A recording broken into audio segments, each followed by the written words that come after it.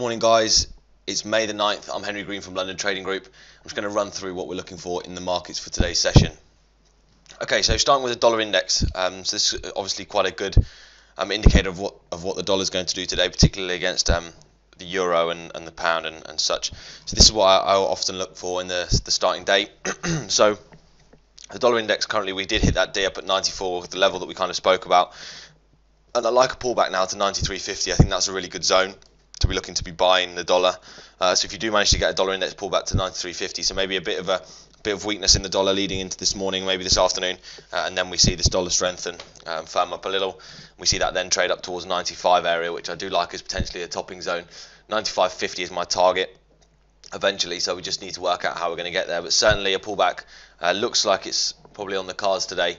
I do really like that, but maybe back down towards 93.50. So if you do get that pullback, I'll certainly be looking to buy the dollar, and I'll be playing dollar weakness until then. So then I've got to try and work out how we can fit that into this trading day. So how can we look for that dollar weakness potentially today? So the first one, euro. So we potentially see a pullback in the euro, which makes sense. We're at quite a good level here. I do think that this does continue on down. We have already gone pretty deep. We've gone between the 618 and the 786, so we are pretty deep on this one already. But a pullback again could happen. There's no worry about that one. So where do we think we could get to? Well, in the euro, 114.40 is good level. So if you manage to get a pullback into 114.40, I think that's probably quite a good sell zone. I've also got a past market angle that I used on a past break, and that comes in probably around, let me find the level for you. Yeah, around 114.40 as well. So I think 114.40 in the euro is quite a good area to be looking to buy this one. So that's what I'm going to be looking for that one. So we had no reaction when it got down there, and that was just a spike off non-farms on Friday. So a euro pullback, I think 114.40 is a great zone to be looking to sell some more of the euro. So potentially we look for that this morning.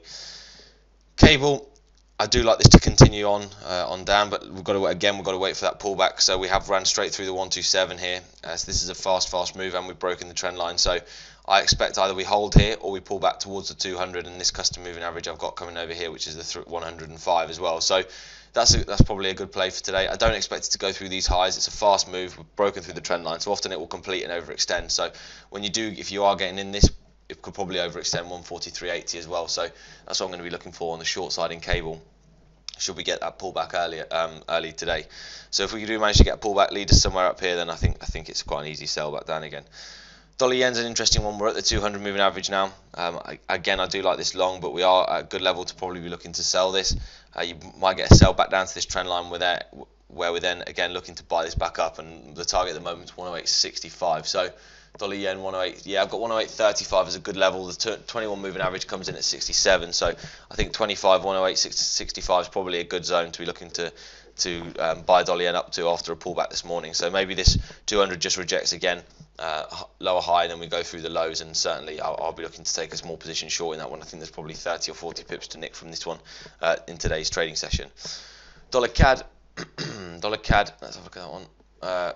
Okay, rejected off 127, well 129.50, which is the level that we talked about, overextended D, and we haven't pulled back now. So this one's pretty clear as well. We might get a pullback 28.50. I've got that as a level as well. So if you do get a pullback, watch for 128.60. I do like that to get back down there. So again, playing this on the short side if that happens, down to 127.50. 128.50. I think that's quite a straightforward trade, and that's what I'm going to be looking for dollar CAD. Through that, then you bounce somewhere around here, and then we're leading up to a 130 target first, and then where's the D? The D takes you up to 131, which I've got a level in as well. So two good levels to watch out for dollar CAD. Aussie looks good.